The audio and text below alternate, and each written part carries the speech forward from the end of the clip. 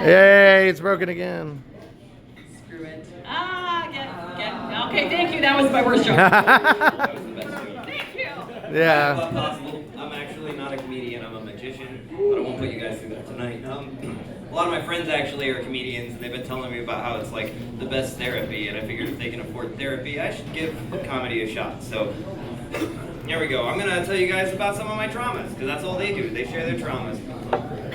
Back when I was a teenager, it's a lot longer ago than it looks like, but I used to film everything. Jackass was pretty much a new phenomenon, and my friends and I were just always filming everything we did. One of our friends actually ended up with mono and went to the hospital, and she was kind of dying. So we were like, you know what, let's go see if we can get mono. And you don't need the genocide attempt story, but the rest of it was pretty good. So we went up there and we're like, hey, let's try and get mono. I spent probably 20, 30 minutes sitting there licking her spoon and have her spit in my mouth and just all the good stuff, right? And basically just kind of hanging out, trying to get mono. And what can you do other than just hang out and talk after a while, though? So one thing led to another, and as teenagers do, we started talking about piercings. She was talking about how she didn't want to get any of those kind of piercings, and I was like, if I could get a piercing that every time I yawned or sneezed or walked down the stairs I could finish, I'd get that pierced. But as a dude, yeah, now they know what kind of piercing. As a dude, you don't really get an option for that kind of stuff, you know? But we were talking about it, and we realized that the closest thing to that would be to rig up a machine that just kind of pokes your prostate at random, right? But I never had that happen to me. I didn't know if the prostate trigger was a real thing or not. And so my friend and I were like, we need to figure this out and see if that's a thing, because we're making a fortune if this is a thing, right? So before we go through with rigging up a machine to do this, let's see what works. And so by way of not it, they decided it was my turn to find out if that works, and we scoured the hospital room for something that would fit. Sorry, I didn't. So what we found in the room was a toothbrush, actually.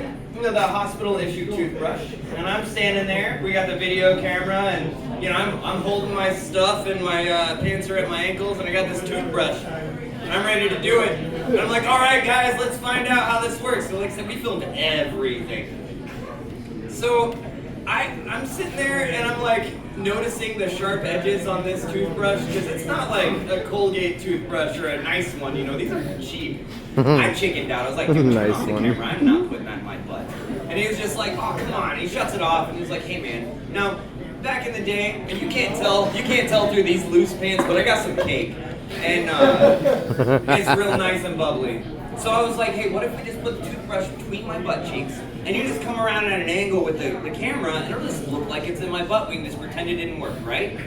He's down. He's like, all right. So the camera comes back on, and I'm like, all right, guys. Sorry, I chickened out. We're going to do this, because we didn't really edit hardly anything. So we were just ready to share with our friends. So I take that toothbrush, and I just crammed it up there. I was like, you know, and I'm like, oh gosh, I'm making some good faces. Like, oh yeah, it's up there. Johnny comes around with the camera, and he's like, oh yeah, it's definitely up there. And he leans down, and he taps it with his foot. I don't know how much you guys know about buttholes, but they make vacuums as soon as something touches it like that, and it sucked that toothbrush right up.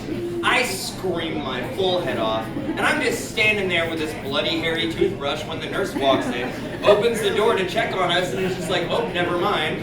So that was embarrassing. And then I threw away the toothbrush, and we were like, I think we need to get out of here. I'm feeling kind of not cool anymore. Anyway, for the record, it also didn't work, by the way. I pulled up my pants, and I walked past the nurse's station while they sat there and pretended not to giggle at me.